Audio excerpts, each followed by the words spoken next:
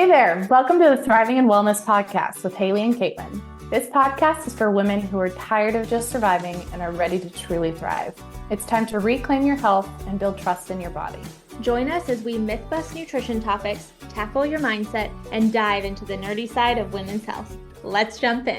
So this Netflix documentary, You Are What You Eat, has brought up a lot of questions about vegan diets, and I'm getting so many patients coming to me saying, I saw this documentary, I want to try a vegan diet, I think this is the answer to my problems, and it makes me want to pull my hair out. I feel like there has to be a documentary like this that comes out on an annual basis. And we go through this like every time a new documentary has come out. And I'll be completely honest, I can't watch all of them anymore because I get so frustrated. I've tried to watch, like, even this one. I got halfway through the first episode and said, nah, I'm over it. Because it's the same message every time. Mm-hmm. And as we'll get into, in our experience, our opinion, and like from the research that we see, the vegan diet is not the best for women, especially menstruating women and moms and active women. So let's talk a little bit more about why. Yeah. So first, I think we need to kind of clarify like what exactly is a vegan diet, and then what are kind of some of these other forms, so like vegetarian, plant-based. So vegan would be like absolutely no animal products or animal byproducts. Mm-hmm. Like no honey even. Yes. And then vegetarian traditionally is like lacto-ovo, meaning you can have dairy and eggs. And then how would you describe like plant-based? I would describe plant-based.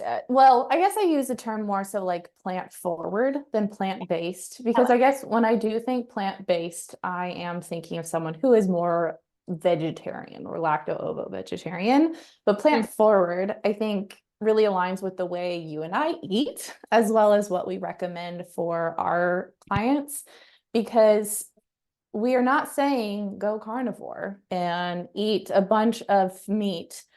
While we do recommend a lot more protein for most women, we are also recommending we get plenty of plant products in. Lots of color, fruit, antioxidants, fiber. So really it's more of a plant forward eating pattern. So we're still getting lots of plants.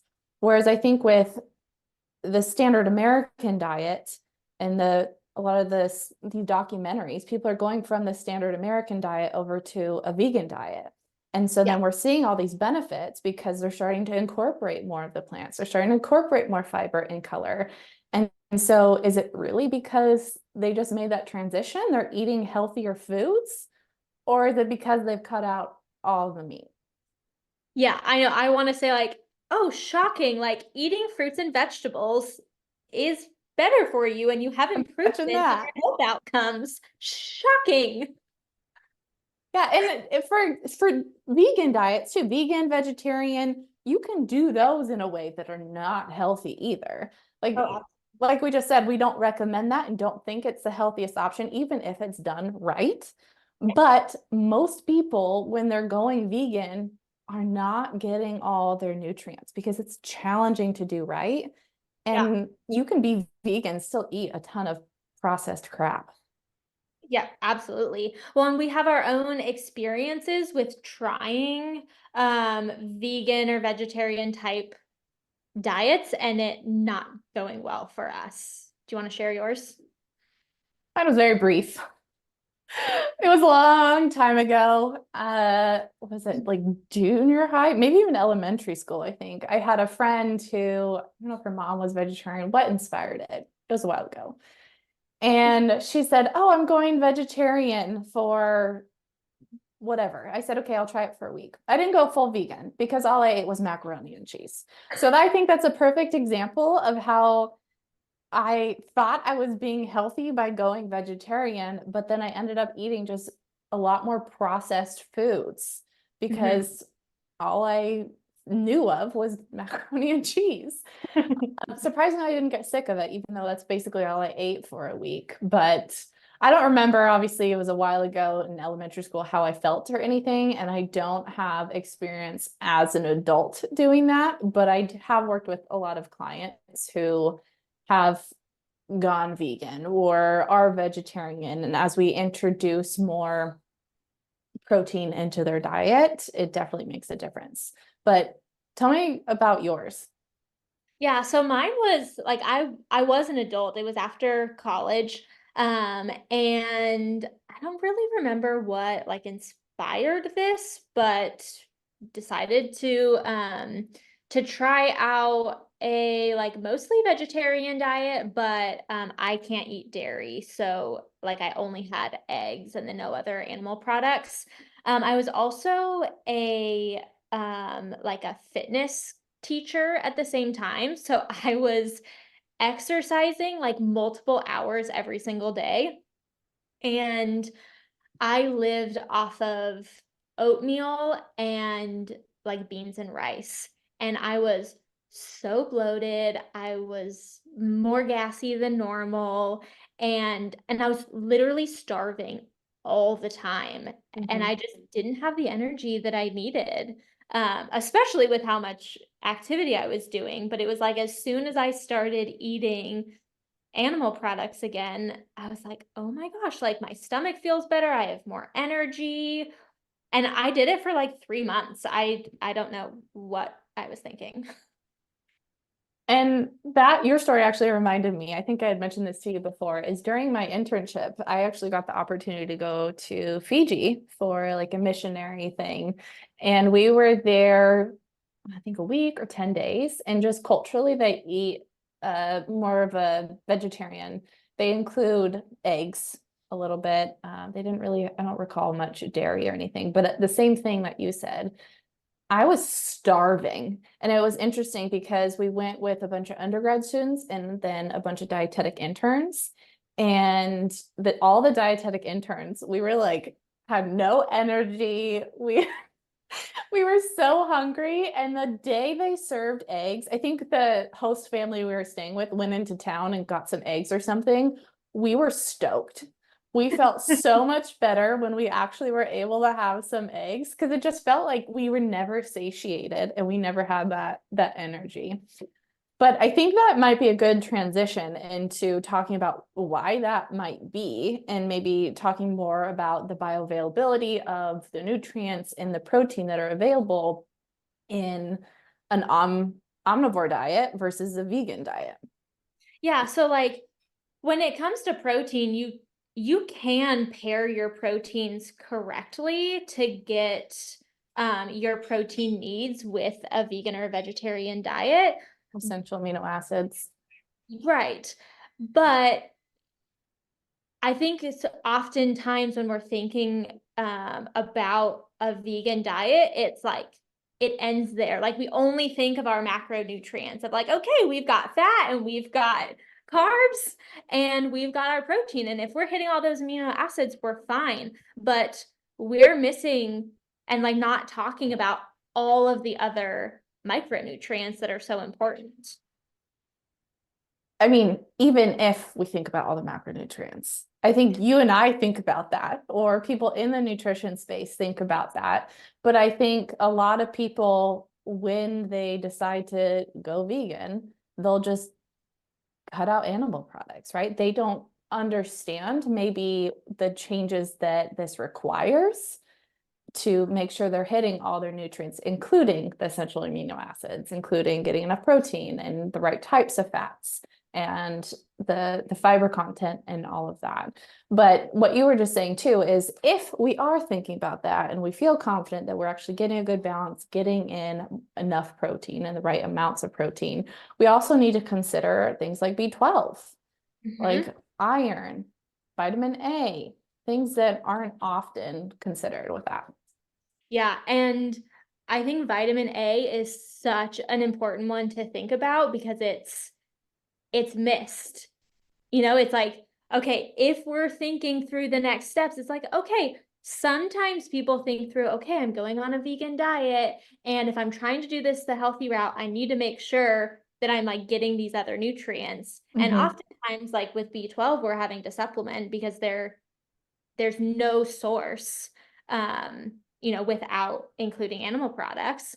But then when you get to vitamin A, it's like, okay, we can get vitamin A in the form of beta carotene from fruits and vegetables, but the retinol source is more bioavailable to our body. It's easier for our body to absorb and utilize, and retinol is coming from animal products.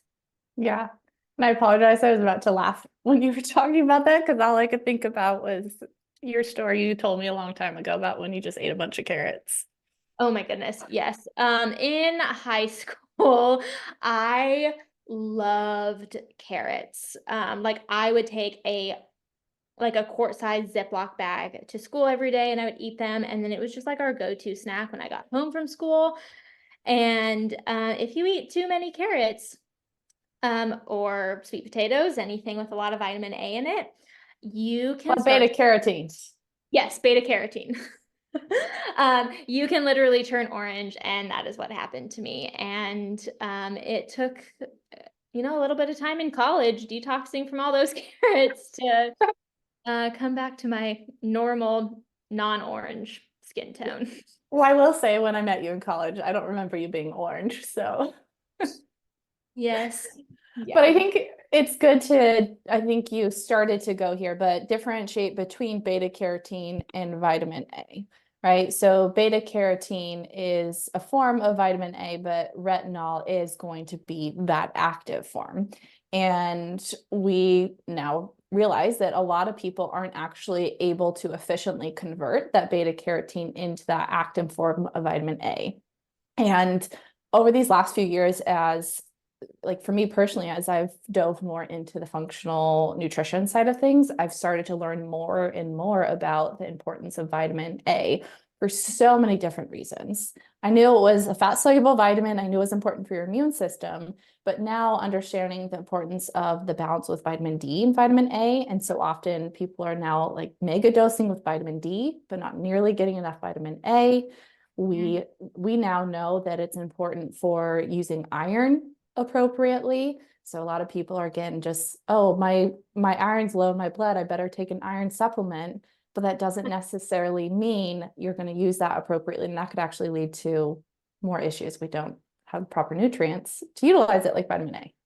Right. And then this is going to be even more problematic in somebody who is vegan because they're not getting as much iron from their food. And then Mm-hmm. go on an iron supplement trying to correct that problem, but then they're still not getting enough of the vitamin A. And so then Mm-hmm. that iron supplement isn't doing what it needs to do.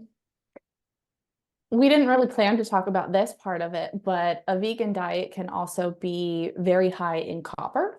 And while we do need copper, we want copper in our diet and we want it in our system. And this relates to the vitamin A and the iron because it's part of the iron recycling process. I think this just goes to show is like, sure, we're getting a lot of copper, we're not getting much vitamin A, we're not getting much iron or mega dosing with that.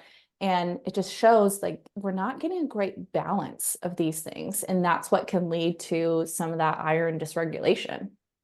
Yeah. And I think, like, most simply put, is we encourage people to eat a diet that's going to provide as much of the nutrients that they need as possible. And we want to limit supplementation because supplements is where we tend to have problems unless you're an insane person like me and like eating and literally an excessive amount of one particular food. So don't be crazy.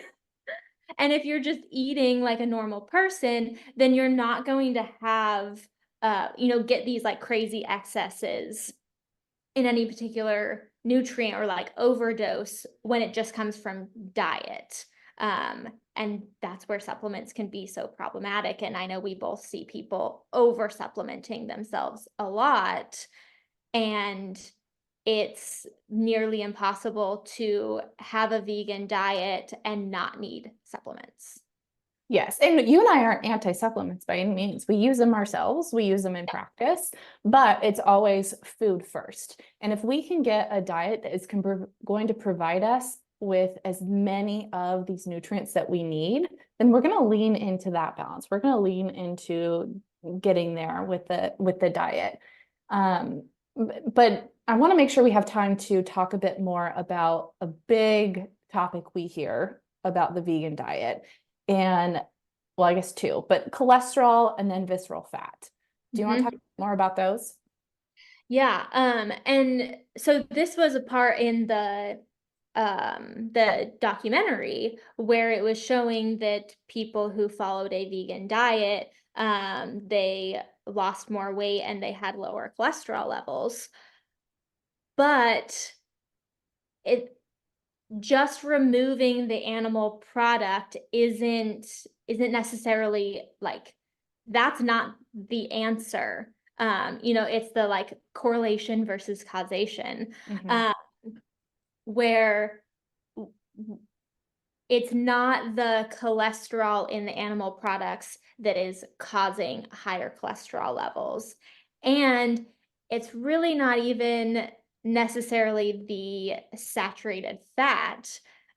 It's the higher fiber intake in these vegan diets that is the huge piece that's moving the needle. And studies have shown that for a long time. We don't need a new documentary to be telling us that, but it's also just making it so much of that extreme from one to another. Um, Going from including animal products to none to when we could just increase how much fiber that we're eating. Like going more plant forward, right? So another thing too is with the fiber and with the variety of those plant foods can really support our gut health, which is going to support our thyroid health, which is going to support inflammation. With all of that, then impacting cholesterol levels, because when we have inflammation, when we have a sluggish thyroid or even hypothyroid diagnosis, that can drive our cholesterol up. So there's all these other factors. I think so often when it comes to diet changes and these documentaries and things, or even sometimes with studies, we get so narrow-minded and like we're looking at things in a silo. But the reality is we don't live there, right? All these nutrients work in like they work together. So going back to that supplement, if we can get these nutrients from food as much as possible, there's other nutrients in there that are working synergistically to help with absorption, to help with these processes in the body. Versus when we're getting a supplement, you can just get one single supplement and then that can throw off all those ratios like we talked about. So the cholesterol part, I think it has been debunked time and time again already that our dietary cholesterol is not significantly impacting our serum cholesterol. So the cholesterol you get tested in your blood, AKA it's okay to eat your eggs and eat the whole egg. Yes, and please eat the whole egg because there's some really important nutrients like choline in the yolk, and you're going to be missing out on that if you're not eating the whole egg. Exactly. So I think that might be, I know we had a couple other parts that we wanted to touch on as far as like getting enough protein, but maybe we do another episode on where we can get our protein, what foods are actually a good source of protein, because peanut butter is a big one that comes up, or nuts. Like when I ask people what they think of when they think of protein, they think peanut butter and nuts. And in reality, those are not great sources, but I can go on for days on that. Whole separate frustration piece. Exactly. I think that'll be popping up a lot for us, is where things just come up and like that leads to more things that we want to talk about. But is there anything else that you wanted to make sure we address on this episode about cholesterol, about the vegan diet, about plant forward eating? I think um just touching in on thyroid health because I've had lots of patients come to me that are interested in following a vegetarian or a vegan diet to support their thyroid. But so many of the nutrients that are really important for thyroid health are best found in animal products, Mhm. like iodine and vitamin A, and even getting enough protein. Like, yes, you can get maybe the bare minimum of protein following a vegan diet, but really getting sufficient protein and having good blood sugar balance is going to be a lot harder without incorporating those animal products. Definitely. And then that all goes back to cholesterol as well, because we're not supporting our thyroid, then it might lead to some cholesterol issues. One other piece I think we need to touch on real quick is not necessarily related to nutrients, but another reason a lot of people will go vegan or vegetarian is for sustainability, right? Their understanding is that it's something that can be supportive of, just going by your face. For those of you who can't see, Kaylin's like, oh yes, I understand. Her frustration is coming out on her face, but the reason why so many people will go vegan is because they think it's beneficial for the environment. Yes, where things like almonds and avocados require so much water, and to the point where like that's taking more resources to, grow those vegan foods that are delicious and they're great and they're healthy and everybody should include them in their diet as long as you don't hate them. But like that's not going to solve our environmental problems, and eating animal products can still be done in an environmentally friendly way.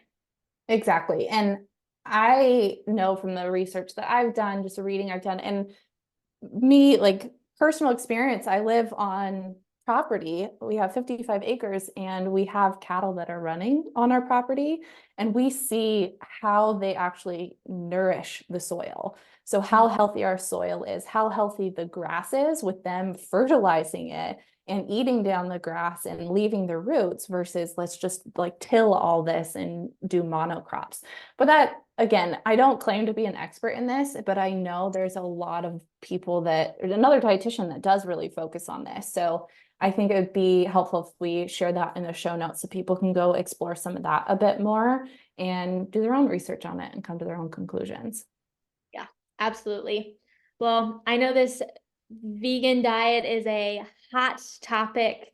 And I think to just kind of wrap things up, our goal is for people to have a diet that is going to provide them the nutrients that they need, but also be realistic. Following a vegan diet, cutting out all animal products can be just challenging to do in practice, even if it's something that you want to do. Maybe there are, religious or other moral reasons why you're wanting to do that. And, that's awesome if that's what you want to do, but it can still be really challenging. And we want to make healthy eating be realistic for people. 100% realistic and in a way that's going to support your health long term. Yep. All right. I will chat with you again soon.